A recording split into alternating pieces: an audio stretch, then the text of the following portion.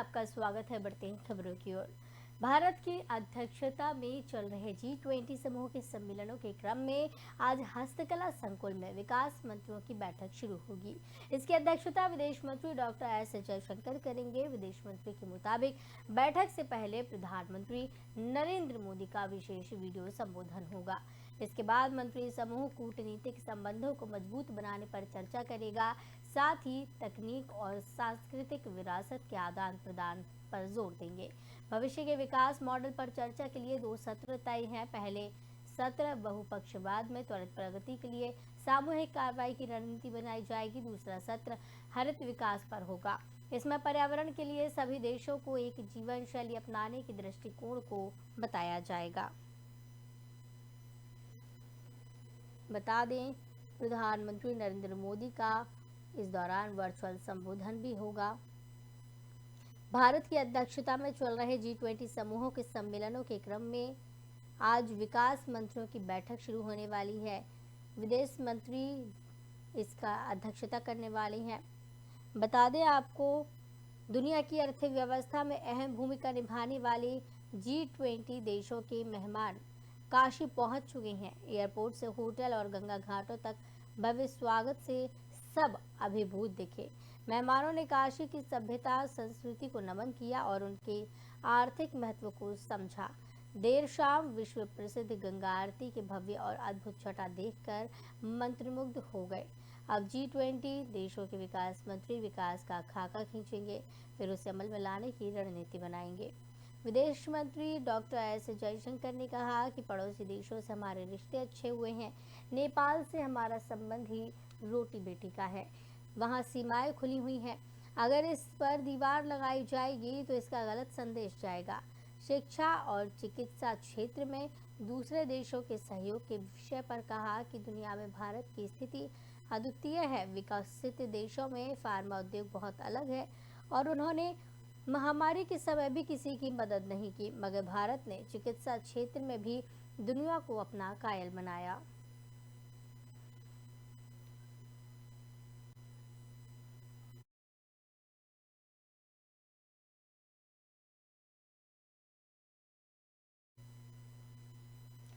आज से वाराणसी में G20 सम्मेलन का आगाज हो रहा है। विदेश मंत्री एस जयशंकर रविवार शाम को पत्नी के साथ दशाश्वमेध घाट पहुंचे। वहां पर गंगा आरती में वो शामिल हुए।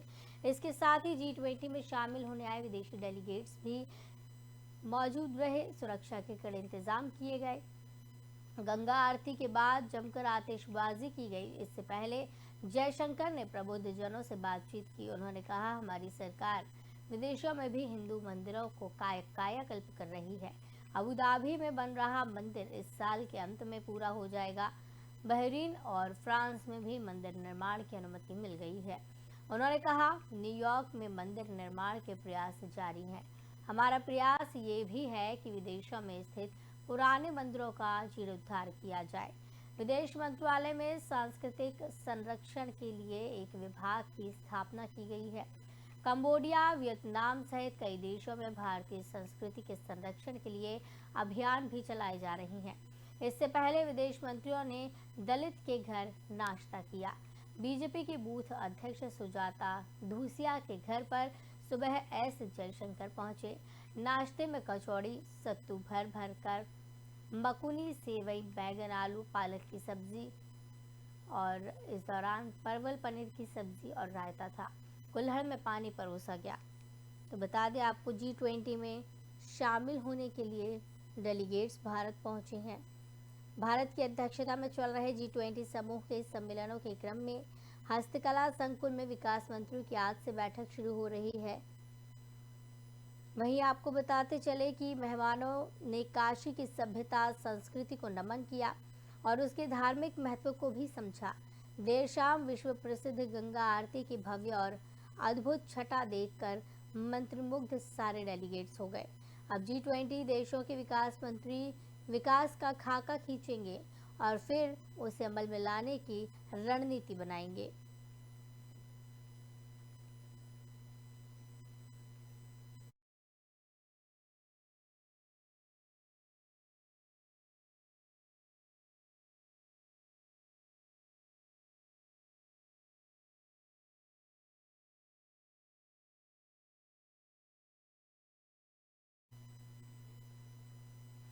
मध्य प्रदेश के पूर्व मुख्यमंत्री और कांग्रेस नेता दिग्विजय सिंह ने बड़ा बयान दिया। उन्होंने पीएम मोदी से माफी मांगने की बात कही। उन्होंने कहा कि पीएम मोदी ने बजरंग दल की तुलना बजरंगबली से की है, उन्हें माफी मांगनी चाहिए।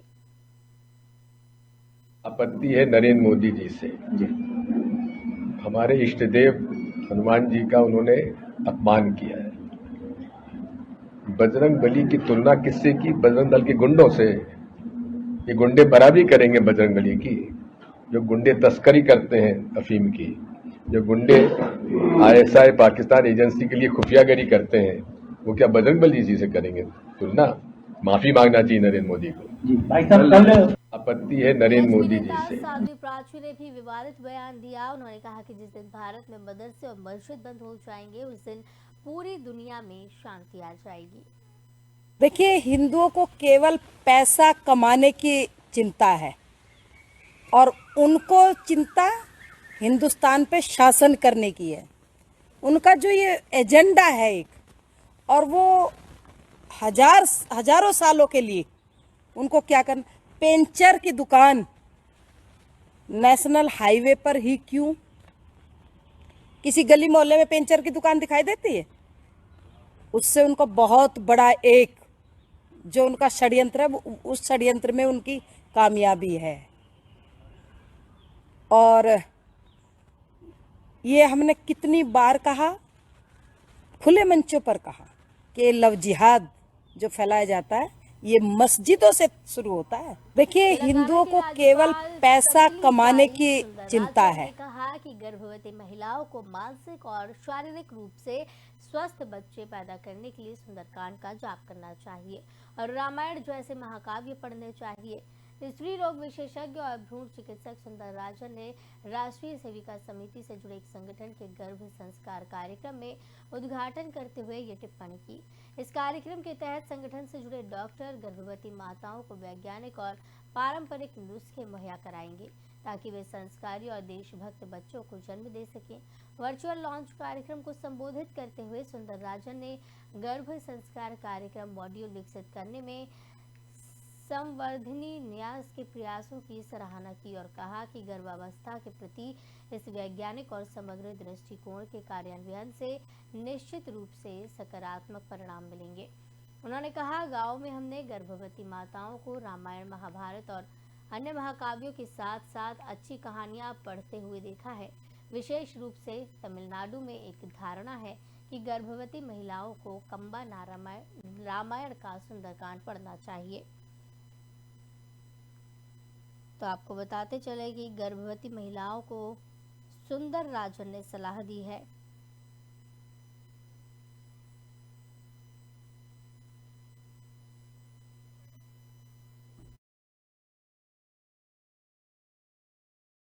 सुंदरकांड का पाठ करना चाहिए और साथ ही साथ उन्होंने ये भी कहा है कि सुंदरकांड का पाठ करें, रामायण जैसे महाकाव्य पढ़ें। गर्भावस्था के दौरान योगाभ्यास माँ और बच्चे के लिए काफ़ी अच्छा है। वर्चुअल कार्यक्रम को संबोधित वो कर रही थी। बता दें आपको, तेलंगाना की राज्यपाल तमिलिसाई सुंदरराजन ने कहा कि गर्भवती महिलाओं को मानसिक और शारीरिक रूप से स्वस्थ बच्चे पैदा करने के लिए सुंदरकांड का जाप करना चाहिए और रामायण जैसे महाकाव्य पढ़ने चाहिए। स्त्री रोग विशेषज्ञ और भ्रूण चिकित्सक सुंदर राजन ने राष्ट्रीय सेविका समिति से जुड़े एक संगठन के गर्भ संस्कार कार्यक्रम का उद्घाटन करते हुए ये टिप्पणी की। इस कार्यक्रम के तहत संगठन से जुड़े डॉक्टर गर्भवती माताओं को वैज्ञानिक और पारंपरिक नुस्खे मुहैया कराएंगे ताकि वे संस्कारी और देशभक्त बच्चों को जन्म दे सके। संवर्धनी न्यास की कार्यक्रम में नुस्खों में भगवत गीता जैसे धार्मिक ग्रंथों को पढ़ना, संस्कृत मंत्रों का जाप और योग का अभ्यास शामिल होगा। ये प्रक्रिया गर्भाधारण से पहले शुरू होगी और तब तक जारी रहेगी जब तक कि बच्चा 2 साल का नहीं हो जाता। वर्चुअल तरीके से शुरू किए गए गर्भ संस्कार मॉड्यूल के अनुसार कार्यक्रम के दौरान गर्भवती माताओं के परिवार के सदस्यों का भी मार्गदर्शन किया जाएगा। संवर्धनी न्यास ने एक महिला संगठन है जो राष्ट्रीय स्वयंसेवक संघ यानी कि आरएसएस की तरह राष्ट्रीय सेविका संघ की एक शाखा है। वर्चुअल लॉन्च कार्यक्रम को संबोधित करते हुए सुंदरराजन ने गर्भ संस्कार कार्यक्रम मॉड्यूल विकसित करने में संवर्धनीय न्यास के प्रयासों की सराहना की और कहा कि गर्भावस्था के प्रति इस वैज्ञानिक और समग्र दृष्टिकोण के कार्यान्वयन से निश्चित रूप से सकारात्मक परिणाम मिलेंगे। उन्होंने कहा कि गांव में हमने गर्भवती माताओं को रामायण, महाभारत और अन्य महाकाव्यों के साथ अच्छी कहानी पढ़ते हुए देखा है।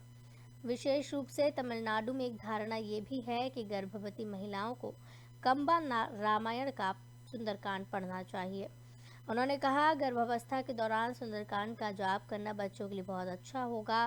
सुंदरकांड हिंदू महाकाव्य रामायण का एक अध्याय है जो भगवान हनुमान के कामों और भगवान राम के प्रति उनकी निस्वार्थता, शक्ति और भक्ति को दिखाता है।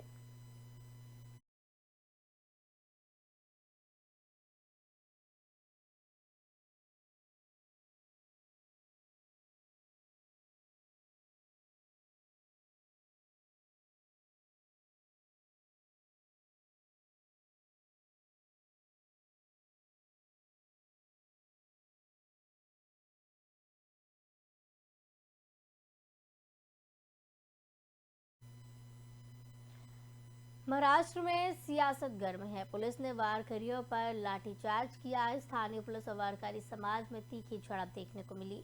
महाराष्ट्र में हर साल संत ज्ञानेश्वर महाराज के पालकी यात्रा निकाली जाती है। इस पालकी समारोह में श्रद्धालुओं की भारी भीड़ देखी जाती है। हालांकि इस बार पालकी समारोह में एक अप्रिय घटना सामने आई। इस बार दर्शन के लिए मंदिर में घुसने को लेकर वारकी और पुलिस के बीच झड़प हो गई। इस वजह से कुछ देर के लिए मंदिर परिसर में अफरा तफरी का माहौल हो गया। दरअसल वारकरी और पुलिस के बीच पहले तीखी बहस हुई, जिसके बाद वारकरी समुदाय ने वहां लगे बैरिकेड्स तोड़कर मंदिर में प्रवेश करने का प्रयास किया। इस दौरान पुलिस उन्हें रोकने के लिए आगे बढ़ी, लेकिन वारकरी कुछ भी सुनने के मूड में नजर नहीं आए।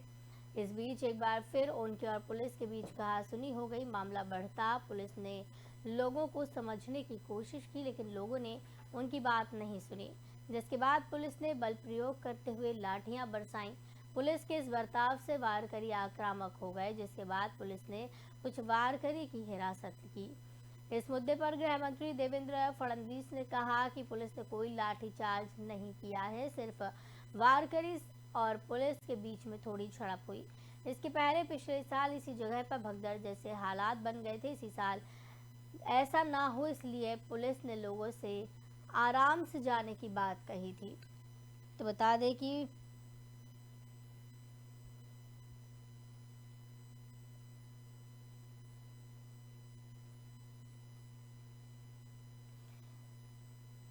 स्थानीय पुलिस और वारकरी समाज में तीखी झड़प हुई है।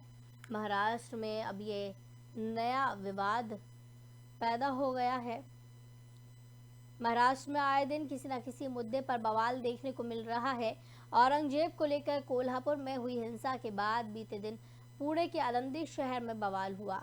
यहां एक मंदिर की ओर जा रहे वारकरी भक्तों और पुलिस के बीच कहासुनी हो गई और बात हाथापाई तक पहुंच गई। दरअसल ये विवाद आलंदी के श्री क्षेत्र मंदिर में प्रवेश को लेकर है। आरोप है कि पुणे से थोड़ी दूर पर स्थित आलंदी शहर में एक जुलूस निकालते हुए वारकरी भक्त संत ज्ञानेश्वर महाराज समाधि मंदिर में जबरन प्रवेश पाने की कोशिश कर रहे थे। पुलिस का कहना है कि तय कार्यक्रम के अनुसार यहां कड़ी व्यवस्था की गई और एक बार में 75 लोग ही मंदिर में प्रवेश कर सकते थे, लेकिन 400 लोग एक साथ जाने लगे। इसका विरोध करते हुए कुछ लोगों ने जबरन प्रवेश करने की कोशिश की, जिसके चलते उनकी पुलिस से कहासुनी हो गई। इसके बाद मामला हाथापाई तक पहुंचा और विपक्ष ने पुलिस पर लाठीचार्ज करने के भी आरोप लगाए। हालांकि पुलिस का कहना है कि उन्होंने लाठीचार्ज नहीं किया। वारकरी भक्त भगवान विट्ठल यानी कि भगवान कृष्ण के एक रूप के भक्तों को कहा जाता है। वारकरी हिंदू धर्म की एक परंपरा भी है जो महाराष्ट्र और उत्तरी कर्नाटक से जुड़ी है। वारकरी शब्द वारी से निकला है, जिसका अर्थ है यात्रा करना और फेरे लगाना। जो लोग अपने आस्था स्थान की भक्तिपूर्ण तरीके से बार बार यात्रा करते हैं उन्हें वारकरी कहा जाता है। वारकरी भक्तों की वेशभूषा भी अलग तरीके की होती है। भक्त धोती, अंगरखा और परना और टोपी के साथ कंधे पर भगवा रंग का कपड़ा और गले में तुलसी की माला पहनते हैं। कई लोग हाथ में वीणा और हरि का नाम लेते हुए यात्रा करते हैं। वारकरी माथे, गले, छाती और कान पर चंदन भी लगाते हैं। विपक्ष ने सरकार पर इस दौरान हमला बोला है। शिवसेना यूबीटी नेता संजय राउत ने कहा कि बीजेपी और शिंदे की हिंदुत्व सरकार है, इसलिए वारकरों पर लाठीचार्ज किया गया। कल बंदूकों का सामना करने को तैयार रहें। दूसरी ओर डिप्टी सीएम देवेंद्र फडणवीस ने कहा कि पुलिस से वारकरों की बहस हुई, लेकिन पुलिस ने लाठीचार्ज नहीं किया। तो आपको बता दें कि पुणे में वारकरी भक्तों और पुलिस के बीच में हाथापाई देखने मिली। विपक्ष ने लाठीचार्ज का आरोप लगाया, लेकिन फडणवीस ने इससे इनकार कर दिया। महाराष्ट्र में बवाल नहीं थम रहा है। पंढरपुर में एक मंदिर की ओर जा रहे वारकरी भक्त और पुलिस के बीच बहस देखने को मिली।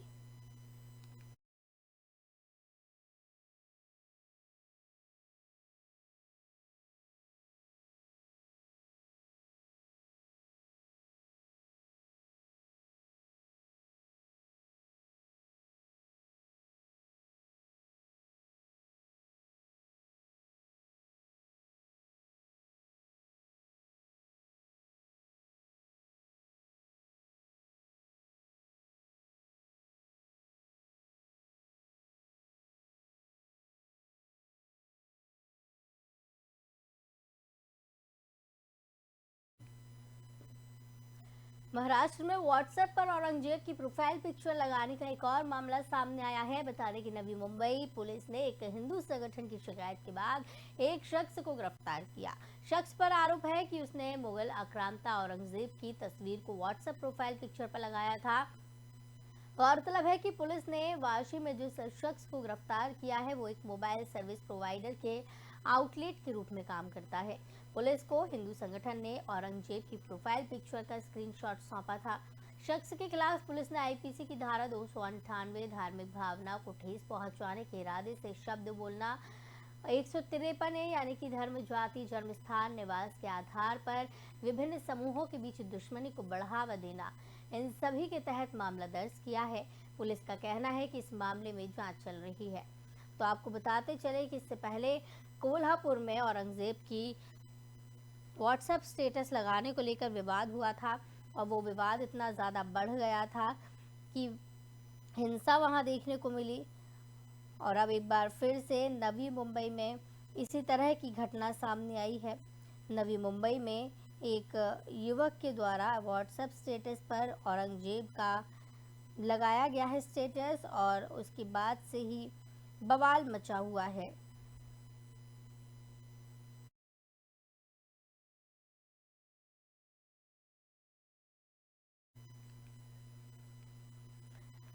चीन ने फिर परमाणु हथियारों की रेस छेड़ दी है। एक साल में 60 न्यूक्लियर वेपन बढ़ गए हैं।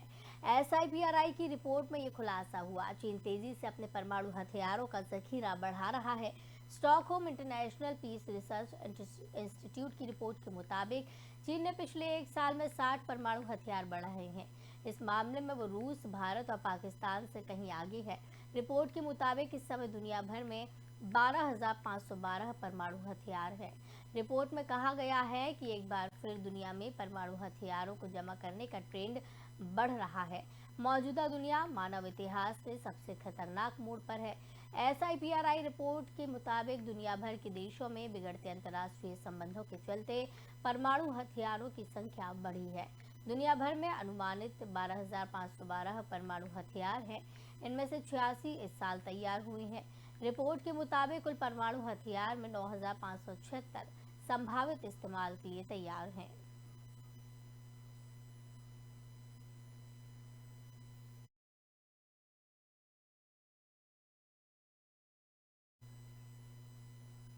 तो इस बुलेटिन में फिलहाल इतना ही। मुझे दीजिए इजाजत। नमस्कार।